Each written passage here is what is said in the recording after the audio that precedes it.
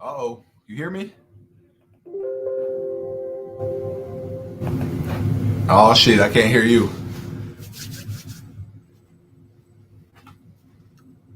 Might be switching to my phone.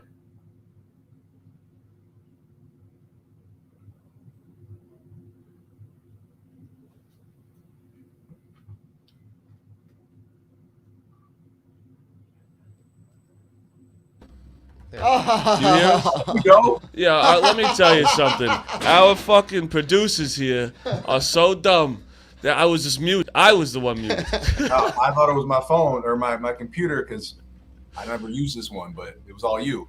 No, Yep, yeah, it's all just our fault. completely all us. What's Yeah, going on, you- my guy? Welcome to you got- Mush you the got- Line. We got Chris Gronkowski. How we doing? I'm good, man. You guys got the full studio. I'm coming out of this shitty office, and at least I could unmute myself. That's what I'm saying. You got better technical skills over there. We got a whole fucking thing. Yeah. Well, first of all, you just took a sip. Is that the shaker? That's it, man. That's Ice Shaker for sure. Explain this to me, because I watched the episode, which was fucking awesome on Shark Tank. So explain the ice shaker to me. Yeah, for sure, man. It's a super simple idea. So basically, there's insulated cups on the market.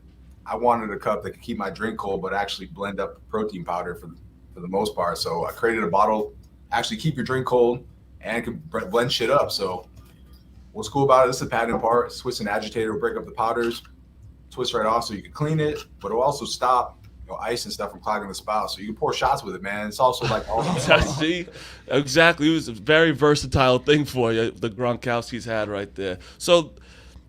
First of all, it's very funny. Everyone was like, "Oh, you got Gronk during the playoffs." Dude, you're killing me, man. I saw that.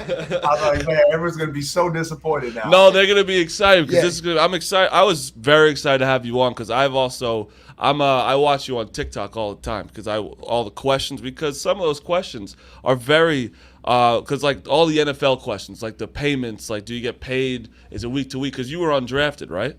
Yeah, undrafted. Yeah, man, for me, nothing's guaranteed. Everyone thinks like, first off, they think you make millions, right? I played 3 years, started for 3 teams. My whole contract was 1.3 mil. After taxes and all that, man, I wasn't walking away with a mil. So those questions, they're shocked by it. They think players don't pay taxes. There's all kinds of crazy stuff that comes through. I'm like, where'd you get that from, man? We pay more tax than anybody.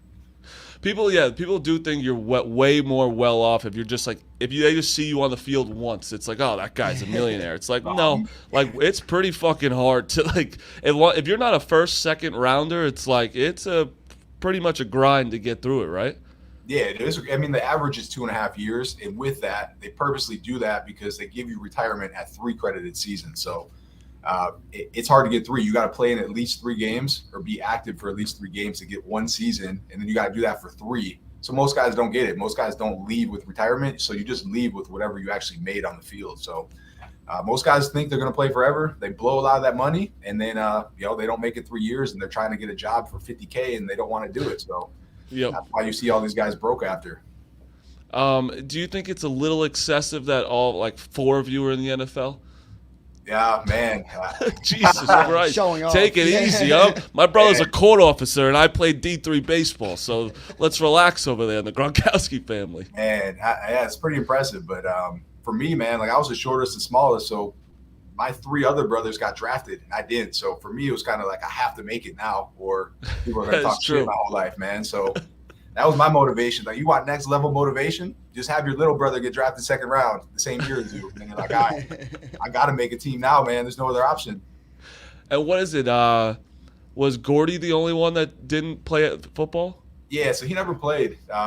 He was like 6'2", 160 in high school. He was tiny, and so 6'2", 160. He's tiny. yeah, he was tiny, man. So he got to college and he started drinking a lot of beer, and he got up to like 250, and then he thought he should have played football, but he couldn't handle it, man. He couldn't handle it.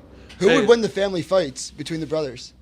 Growing up, so I was like the short, fat one. So I had like the ultimate leverage. I had all the weight room records as well. So I was a little powerhouse back in the day. So they didn't mess with me, and they talked so much trash to me, man, that I was crazy back in the day. I was a different person. Cody, how tall are you? 5'10". We got a guy who just walked in. Jerry, how tall are you? 5'3.5". 3.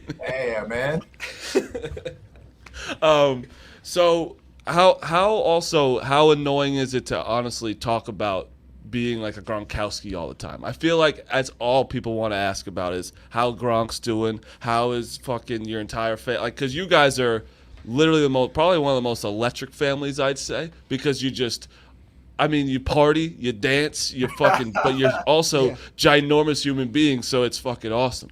Yeah, it's cool, man. What people don't realize is that we also all run businesses. My dad's been in business for 32 years. Yep. All day, every day, man. I'm hustling, I'm grinding as well. So a lot of people are like, man, it must be nice just living off your brother's name and all that. We're grinding, man. We work hard. We've always worked hard. Our whole family's been grinding for years, man. So that's what a lot of people don't see. So that's cool. But yeah, the questions itself, man, I don't mind it. I'm proud of my brother, man. I'm proud of everything we accomplished. So they can throw it at me all day. I'm happy to talk about it. Do you think they win the next game? Man, it's a tough game. It's tough. I'm surprised they're favored by so much because you're going against a great D line. You're missing, or your O line's a little beat up. They got great receivers. Their secondary's a little beat up with the Bucs. So I'm surprised that it's not.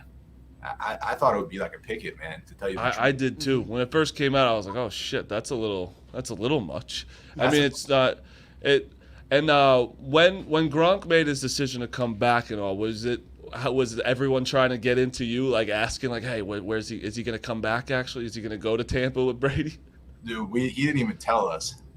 He even I started hearing about him throwing passes with Brady, and like he was getting the itch for sure, man, because he's bored out of his mind. He's like, what am I going to do now? So once he started working out, once he started feeling better, it was really what it came to. Then he started getting that itch. But man, he was so beat up that I didn't think it was going to happen. We were racing, we were doing different events, we were doing a stadium blitz at that time. I was crushing him and everything.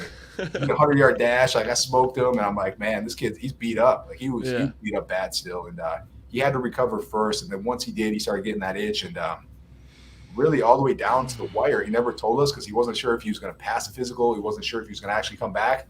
And then, man, it was like a week before. He's like, yeah, I'm doing it. So we probably only knew within like a week. I'd say it worked out. Yeah, it took a little while, man. That's what's crazy about it is people think you could just jump right into the NFL or like make this comeback. It took him like 5 weeks to actually get back to playing shape. I mean, no off season, coming back after a year off. He had to gain all the weight back. Those first 5 games, he was hurting, man. Yeah. That is, that's hard. The amount of shit how many people are coming after him over the middle and everything. I could understand how beat up he could actually be. I thought for sure he was going to go to the WWE. That was like in the back of my head. I thought he was going to do the WWE. He probably will after this. Yeah. So you guys were a part of that like Mojo Rawley crew, right? Yeah. So Mojo went to college. I went to college with Mojo at Maryland, and then my brother Dan did as well. And then we kind of reconnected. And the oldest brother Gordy lived with Mojo for a couple of years in Virginia, man. So we actually, my dad got him that job.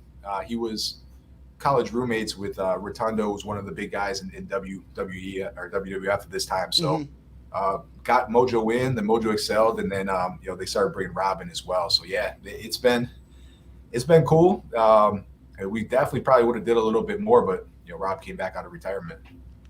How long have you knew about Barstool? Because you guys were involved with Barstool a while ago, right? Like when we used to go to the blackout parties. Yeah. Yeah, I saw that picture. Yeah, with Devlin, man, like way back in the day, man, and we used to play Call of Duty with everyone, and it was cool. I remember. I think there was some story where didn't you guys go to one of the parties and like Gronk was like dressed as like a shark or something? No one even knew who he was in. Yes. He was in some costume or something on Ohio? Stage. I think it was Ohio State, maybe Ohio State or something like that. Yes, I think so. And it was like he was just going nuts on stage, like dressed as something else. That's awesome. Yeah, no one. I think I had an astronaut helmet on for that one. Yes. Yeah. Yeah. There's a video somewhere. Yeah. I don't know if you you got want to show anything it. over there? No, I just remember seeing all them on Shark Tank, looking for an investment. How'd that ever play out? Man, this is it right here, man. Yeah, you got the bottles, right? What are they, Yes. the blender bottle thingies? Yeah, it's an ice shaker, baby. Yeah, that was really cool. I can't say blender bottle. Come on. You know what I mean. Oh, man.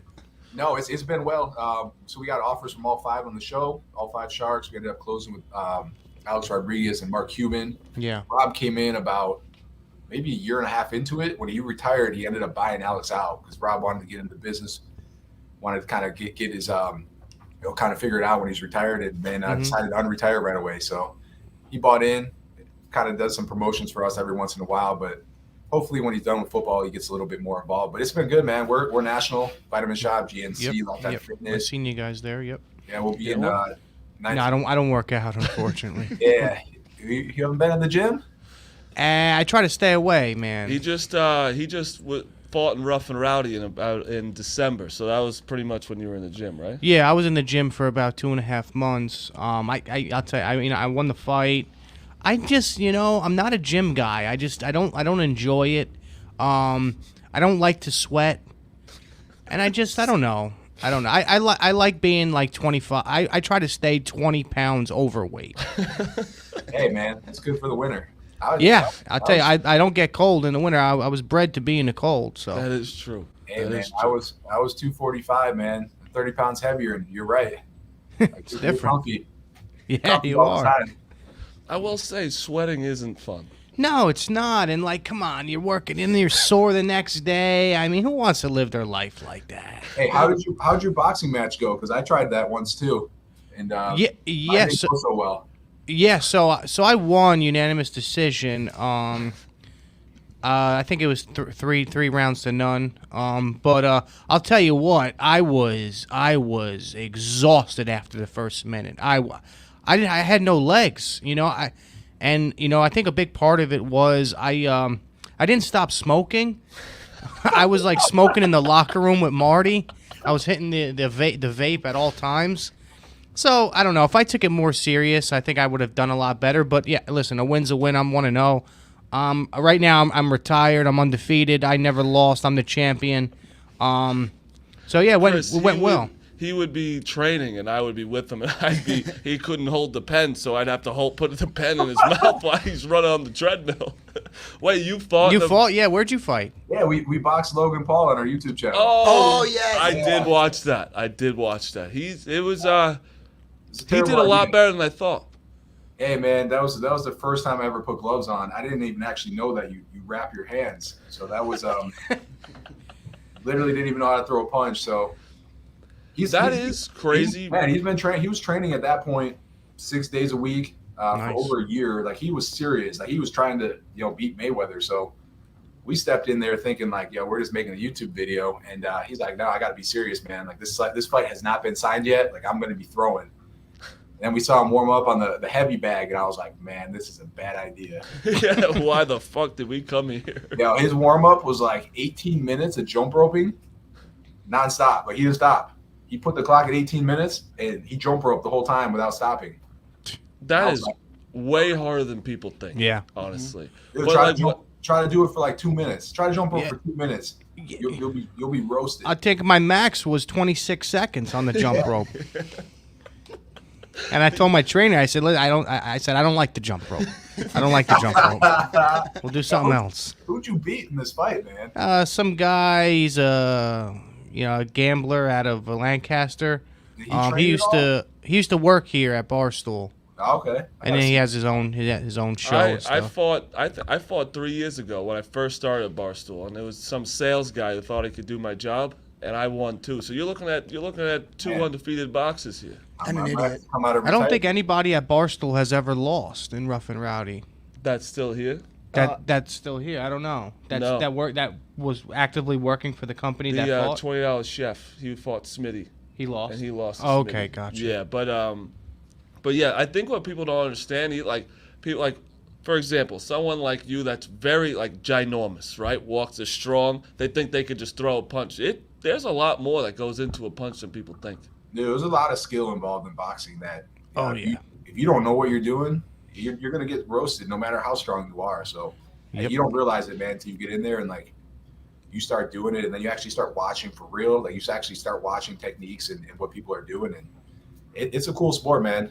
It's a lot more. Who was always the bully out of your brothers? Who was the bully? The bully? Rob was always like the prankster. Yeah. He was always starting stuff. That was what it came down to. So he started, and it was all out brawls every day, though. Dan was a beast. Dan was like this massive child, man. So he was like 6'5", 235 in high school. So you didn't want to mess with him, but Rob would. Like Rob, you usually fight your older brother and then your younger brother, right? So I always just whoop Rob's ass. I wouldn't really fight Dan because he's a beast, but Rob would jump me, and go for Dan. Like he would go for Dan, and I'm like, yo, you're an idiot. Dan would just destroy him all day, man. So I think that's why he just likes punishment, man.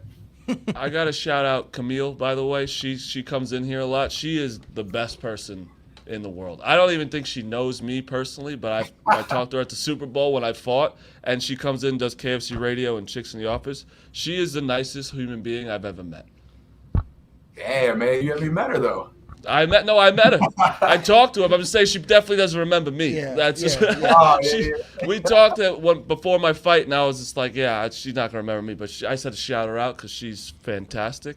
Last question. Do you have one more before I go? I was just curious about the investment you guys had. I'm glad it's going well. I remember seeing you guys on the show, and I was like, oh wow, that's so cool. That's really cool stuff. Yeah. It's a real deal.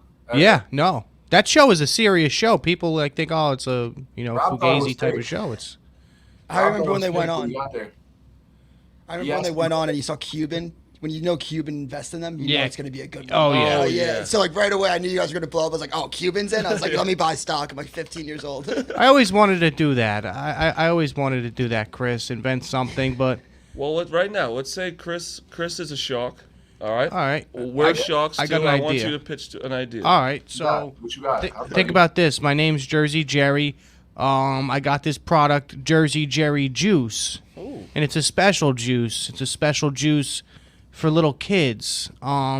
Grape flavor, and it instantly, once the baby sip it, it's a juice, but it's a melatonin, and it knocks them out for 8 hours straight, and it's healthy, and they'll have no problems. They'll wake up in 8 hours. What do you think about that? Man, I got my fourth kid on the way, so that sounded pretty good right now. Look at that. Look at that. That was easy. Wow, that's not a bad idea. I know, because I was at home. I was at home last night, and my son woke up, and I'm like, God damn it, man! Like, it's 4 a.m., and I'm like, listen. I'll be honest. I don't get up in the middle of the night. I mean, I'll wake up, but I don't get up. She gets up, and she handles whatever she has to handle with the baby. But I'm like, she's getting out of bed, and the baby's like, he's hungry and stuff, and I'm just sitting there like, motherfucker, man, you've been doing good for 3 weeks straight, sleeping through the night. Like, why tonight? Why? And it was a night that I fell asleep late at like 12:30, and I'm like, they need to make something to just knock these motherfuckers out for 8 hours, and they shut up for 8 hours, and then they wake up and they get their bottle, and that's it. Yeah, you definitely wouldn't be an entrepreneur. I think they wouldn't give you a deal after saying we gotta knock these motherfuckers out. Well, if you gotta sleep, if you can't make it, like if you can't get all your sleep and then you can't work the next day, there's no chance you would make it in business. Yeah. You have your fourth kid on the way? I got my fourth. This is the second. My wife has a business as well, so it's I don't sleep much. Yeah, I don't think you can. With being you and your business, your wife's business, Jesus Christ. Kids, yeah. I spend Kids ain't easy. I don't know how you take out 4. It's a lot, man, and don't let them lie to you when they say like going from 2 to 3 is easy. It's not easy. Each one's harder. I feel like because I don't have kids, thank God, America shouldn't let me, to be honest. But everyone's like, oh, it's so nice, it's so easy. I feel like everyone you actually talk to with the kid, it's like, no, it's fucking really hard. It's like another job. I mean, is what it comes down to. Like the amount of work. I mean, obviously it's your kid, so it's not like a job, but it's a lot of time. Like you have to really get things in place too, with systems in place, because you have to account for them all day, every day. And do your job and your actual job. I got one last question, Chris, and then I'm gonna get out of here. Let's say you guys are in high school, and your mom orders Chinese food for the night. What's that bill like? It's a big bill, right? Yeah. So first off, we never were allowed to go anywhere. So like we never went out to eat because really. Yeah, it was impossible because first off, we didn't have a lot of money, and second off, my mom couldn't handle us, so we were just were ape shit back then, man. Like to bring us to a restaurant was pretty much impossible. So Yeah, it's chaos. Yeah. she made almost every meal for us. Wow. So if we did eat out, like she'd get like pizza or something like that. So we get like 2 large pizzas. But her bill, like when she go grocery shopping, she buy 6 gallons of milk at a time. And then we had Oh my a god. freezer. We had 3 freezers in our house. And she'd buy in bulk to save money. And Yeah. we'll have enough food for the week. Yeah, credit to her. That poor She's lady. the real MVP. Yeah, She's the real poor MVP. mom. Man, Imagine think walking about on the grocery store with 6 gallons I of know, milk. people in are one. like, it's like Jesus, What's this lady. lady doing? Just get a Bring cow. it into your house, man, in the snow. But like she did all that back in the day. You got to think about it. Like 5 boys, we all played multiple sports. We all played on multiple teams. She had to drive us every practice, and physically it was impossible. So she would then have to coordinate it with the other parents or the other coaches down the street or whatever, and do all that with like a house phone, like no cell phone. She Yeah. have to like call it, schedule it out like a week in advance. I'm like, Mom, like that's like running like a full-time business. Like that really, that's probably more than that. So Yep. I don't know how she did it. She had this massive calendar. There'd be like 20 things written on it every day. So Yeah. every day, man, with the kids now, I'm like, man, my mom, I don't know how she did it. That's super impressive. Yeah. And just all like it's not one of you. He's like our smallest brother was 6'2", Yeah. 170 in high school. It's like he was a small one. It's Just like, imagine when they were younger, like bath time. oh my god, That gotta be they grew out of crazy. the bath when they were 8. Yeah. Their legs are flying out of the bath when it's 8 years They're old. going to the town pool to wash off. You guys walk into anywhere now, by the way, like when you guys are all together now, and obviously all of you are like pretty much like you're famous, like you can't go anywhere together, right? Because everyone's gonna say something. Because it's Yeah. also you're just ginormous. Yeah, that's the problem with Rob. Like even if they don't know him, like they don't know who he actually is, they're gonna find out within like 5 minutes because he's just so big that people automatically assume that he's somebody important. So it happens every time. I mean, he can't go anywhere. He hasn't been able to go anywhere since like his 3rd year in the NFL. So Yeah. he can't go shopping. He can't go to a restaurant. I mean, it's crazy. I mean, man, I don't know how that's like. Like that's kind of hard to do when you literally can't go anywhere without just being like harassed by like 50 people. Yeah, it must be tough. It is hard. I mean, literally like going We get, to we get off the airplane, man. There's people waiting there. yeah, Like, Yeah. I don't even know he's flying in. Like you can't post anything on social. Like you can't do anything, man. This is crazy. Sometimes you just want a fucking slice of pizza and sit down and someone's saying, "Oh, how's the game going? Great touchdowns?" Like, give me a second, all right? And he's so nice, so he's probably always talking to him, like taking pictures and shit. Yeah, the best thing that happened, man, was the mask in the airport. Like you can actually go through an airport now because once you throw a mask on, you can't really tell who that person is. Yeah. That saved him a little bit. Yeah, last Not question. me. I'm good. I'm You're good. That's it. When you stopped playing football, right? Because you pretty much played sports your entire life. You stopped playing football. Was it hard to like get back to like working out and like be at a certain weight? Because you probably had to gain more weight when you're in NFL, right? Yeah, I played at 245. So for me to stay at that weight, I had to purposely eat more than I could even want to eat Yeah. for the most part. So and then I'd still lose weight. I mean, I'd go into camp at 245. I'd be at 228 by the end of camp. So I'd eat bacon every day. That was great. Really, just every day, just get the fat going. Yeah, they got a full buffet for you every morning. I mean, you just eat whatever you want. So after I was done playing, I pretty much stopped like everything for a year. It just got like kind of sloppy. So it was cool. And then after that, I looked and I was like, man, like I should probably start working out again. At that point, I just shredded up. Like I had all the muscle still. I worked out for basically bulked for 15 years. And then I just lost about 30 pounds. So then I got real shredded and everyone was like, man, you should go play football. And I'm like, nah, I look good, but if I went on the field, I get absolutely destroyed right now. So everyone thinks it's just about looking good, man. It has nothing to do with how you look. And for the most part, you got to carry extra weight to perform. Like the guys that are super shredded usually get hurt. Last question. Now. I've heard it like 5 times. Yeah, last we have question. to have like a counter. Is Cuban still like involved? Because I feel like that's everyone's question. Like when you get that deal, right, from Ice Shaker, everyone's probably like, "Oh, Mark Cuban's got so many things." How involved was he throughout the process? Yeah, man. So he put $75,000 into the company, right? So going into it, It's a $10 joke to him. Yeah, I mean, he's a multi-billionaire. So I didn't expect much. But what he did is that over 12 years now, or whatever it's been, he built a team. So he built Mark Cuban companies.